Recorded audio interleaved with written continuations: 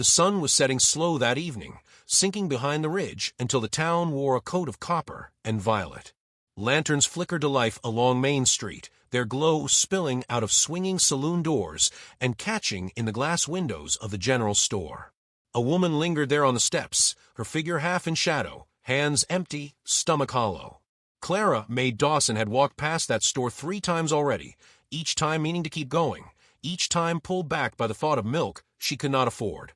Pride kept her rooted, even as hunger gnawed and the thought of going home empty felt heavier than the sewing basket she carried. At last she stepped inside.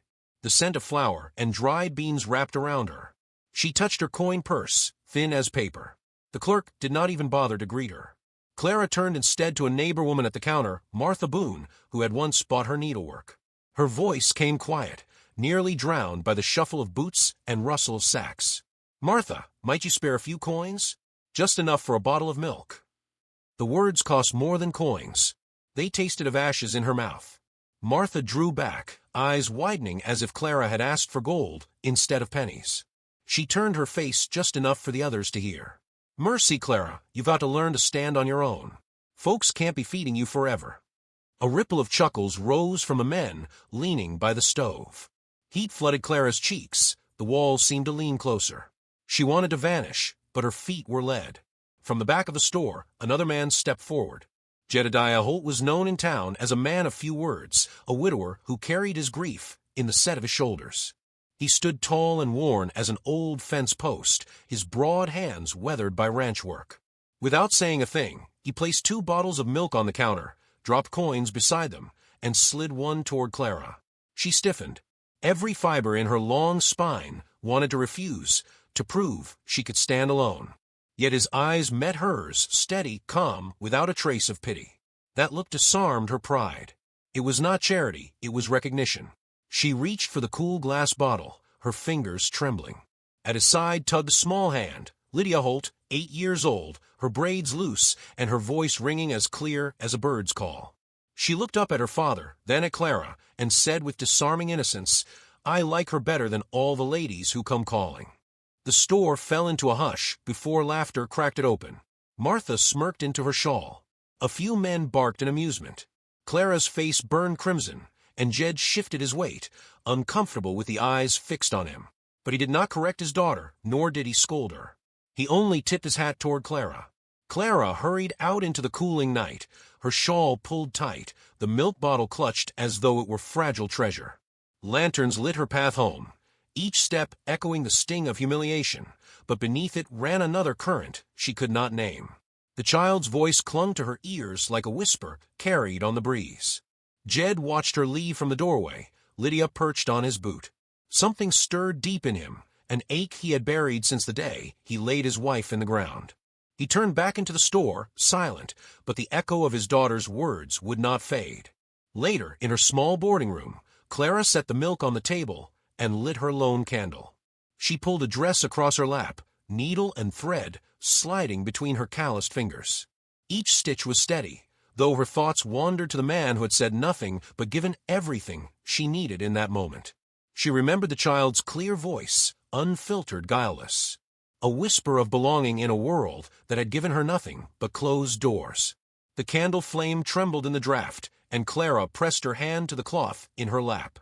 For the first time in many months, she let herself wonder if dignity might still grow, not from riches, not from pity, but from the smallest mercies given without judgment. Morning sunlight washed the town in pale gold, but did little to soften the sharp tongues that wagged along Main Street. By the well, near the mercantile steps, women whispered as Clara passed, balancing her sewing basket. Their words carried just far enough for her to hear. Asterisk, Jed, Holt's girl, wants the beggar seamstress as a stepmother. Asterisk, laughter cracked the air like a whip, thin and merciless. Clara held her chin high, her steps even. She would not give them the satisfaction of seeing her flinch, though each syllable cut clean as a knife. Jed heard the gossip too. At the blacksmith's, where iron rang against anvil, Silas Crow leaned close, warning him, "Talk's running wild, Jed. They say your Lydia's already chosen her a mother." Jed's jaw tightened. He lifted a horseshoe from the coals, set it to the anvil, and struck. Each blow rang heavy, his silence louder than words. Finally, he said low and firm, "My daughter's name won't be dirt under their boots. Let them talk. It don't change the truth of her heart." His voice carried weight, and the few listening men lowered their eyes. Gossip shrank, but not entirely. That evening, a small kindness bloomed. Lydia's dress, her Sunday best, had torn along the hem when she climbed the pasture fence. Clara saw her in passing, the girl's eyes wide with worry at her father's frown. No one asked her, but later, as the whole porch lantern flickered against the dark, a neatly folded dress lay across the steps, hem mended with the finest stitch Clara could manage. She left no note, only her handiwork, and slipped back into the night unseen. Jed found it when he came home from the barn. He lifted the garment, running his rough thumb over the even seams. He knew at once whose hands had mended it. His chest tightened, not with pity, not with debt, but with something quieter, warmer. It had been years since anyone had given back to him without expecting return. The next day, Lydia tugged her father's sleeve at breakfast. "Papa," she whispered, earnest as morning prayer, "can we invite her? Just once. For supper." Jed's spoon paused in the porridge. He stared at the steam rising, torn between the pride that had kept his world steady and the loneliness that hollowed it. At last he nodded. When Clara arrived that evening, she stood at the whole doorstep in a plain calico dress, hair braided back neat, shoulders straight despite the fire of nerves inside her. Jed opened the door, wordless as always, but stepped aside to let her in. The kitchen smelled of cornbread and beans. Supper was awkward, forks clinking too loud, words scarce, but Lydia filled the space with her chatter. She reached for Clara's hand under the table as if it belonged there, as natural as breathing. Clara squeezed it gently, her throat too tight to speak. As the night deepened, clouds gathered heavy over the plains. Wind rattled the shutters. Then the storm broke, rain driving hard, thunder rolling low and relentless. A rider came pounding to the Holt gate, shouting through the storm that the roof of the boarding house had collapsed. Jed's blood ran cold. Without hesitation, he pulled on his slicker, saddled his horse, and rode into the black rain. Lightning split the sky, revealing Clara huddled beneath the sagging timbers, clutching her sewing basket and a few pitiful belongings. The rest of her things were already ruined, soaked through, and scattered. She stood trembling, hair plastered to her face, eyes wide when Jed rode into view. For a moment, pride rose in her again. She wanted to stand firm, to say she needed no rescuing. But the rain drove hard, the night swallowed her, and Jed's outstretched hand was the only solid thing in a world gone dark. He didn't ask. He lifted her onto the saddle behind him, her arms circling his waist as the storm battered them both.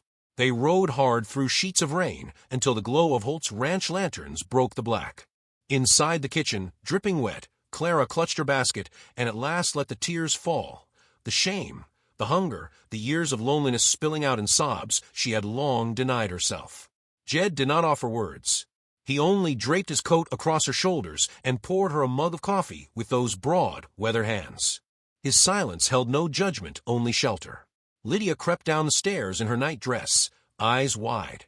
She slipped close to Clara and whispered again, softer than before, a secret meant only for her father and the woman beside him. Asterisk. "Papa, can we keep her?" Asterisk. The storm outside began to ease. The rain slowed to a hush, thunder rolling away over the hills. In the lamplight, Clara sat wrapped in Jed's coat, Lydia pressed against her side. Jed stood across the table, his gaze fixed on her, not with pity, not with hesitation, but with recognition. He did not move to touch her, nor she him. Yet the look they shared was enough, a quiet agreement in the dim glow. She would no longer face the world alone. When morning came, the sky was scrubbed clean, bright with promise. Clara did not return to the boarding house. She stayed not as a beggar, but as someone chosen, not only by a child's unclouded heart, but by the steady dignity of a man who saw her worth past the town's cruel gossip. No kiss sealed it, no grand words were spoken.